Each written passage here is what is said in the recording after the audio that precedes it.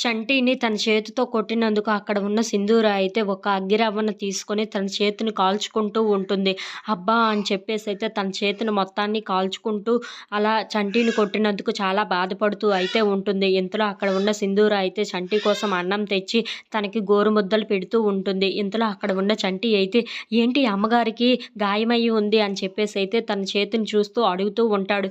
ఏమైంది? మీకెందుకు ఇంత గాయం తగిలింది? అని చెప్పేసైతే అడుగుతూ ఉంటాడు. ఇంతలో అక్కడికి వాళ్ళ బాబాయ్ వచ్చి అది నీ వల్లే జరిగిందిరా, నీ వల్లే జరిగింది. నిన్ను కొట్టినందుకు అక్కడ సింధూర అమ్మగారైతే గాయం చేసుకున్నారు అని చెప్పేసి అయితే అంటూ ఉంటాడు. ఆ మాటలు వినగానే అక్కడ ఉన్న చంటి అయితే ఒక్కసారిగా షాక్ అయిపోతూ ఉంటాడు. అవునా అని చెప్పేసి అయితే అడుగుతూ ఉంటాడు. అవునా అడుగుతావేంట్రా, నిజమేంట్రా అని చెప్పేసి అయితే అంటూ ఉంటాడు. ఇకనైనా సరే తన ప్రేమని అర్థం చేసుకోరా చంటి, అమ్మగారి ప్రేమని అర్థం చేసుకొని నువ్వైనా ఇంకా సుఖంగా ఉండండిరా అని చెప్పేసి అయితే అంటూ ఉంటాడు. ఆ మాటలు వినగానే అక్కడ ఉన్న చంటి అయితే ఎందుకు ఇలా చేసుకున్నారు అని చెప్పేసి అయితే చాలా బాధపడుతూ అయితే తన దెబ్బని నిమురుతూ ఉంటాడు. ఇంతలో అక్కడ ఉన్న సింధూర చంటిని చాలా ప్రేమగా చూస్తూ ఉంటుంది. అదేం కాదులే చంటి, పర్వాలేదు నాకేమి అని చెప్పేసి అయితే అంటూ ఉంటుంది. If you like this video please like, share and subscribe friends.